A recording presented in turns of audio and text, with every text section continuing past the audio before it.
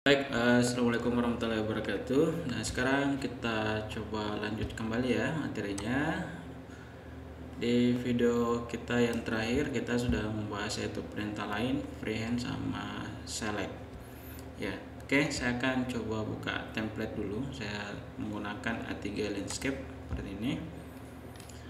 Nah, oke, jadi untuk materi kita kali ini yaitu pengenalan yaitu perintah arch, kemudian 2 point arch, kemudian 3 point arch, dan seterusnya. Nah, yang pertama teman-teman sekalian,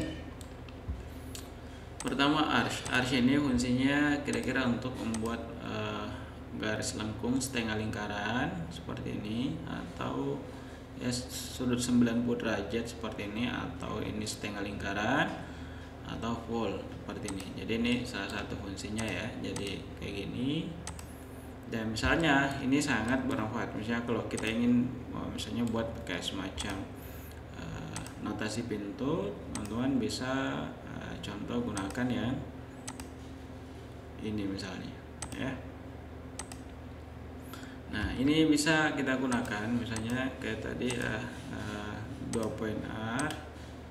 Oke, misalnya kayak gini. Jadi ini bisa digunakan untuk membuat misalnya semacam notasi pintu seperti itu. Jadi kita gunakan arch ya, arch kayak gini.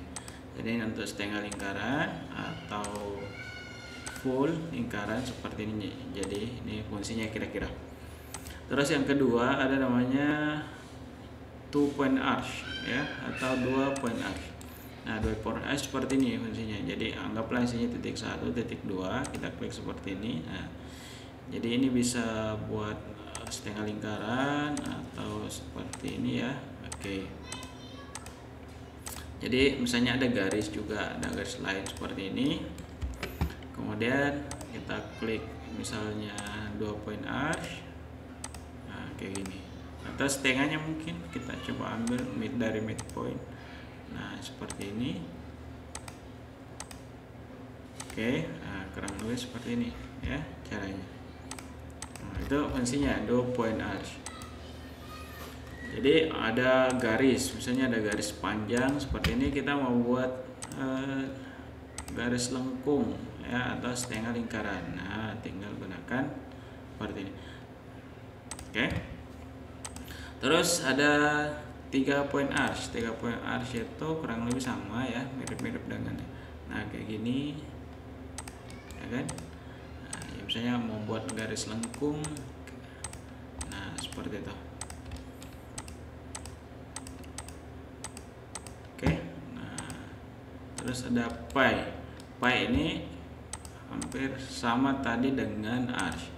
Jadi ini juga sama, bisa digunakan untuk membuat kayak semacam notasi pintu ya. Nah, ini oke, ini 90 derajat, terus misalnya 180, kemudian mau full misalnya seperti ini. Oke. Nah, itu kurang lebih caranya ya, menggunakan perintah arch, kemudian ada 2 point arch, ada 3 point arch, dan pi ya.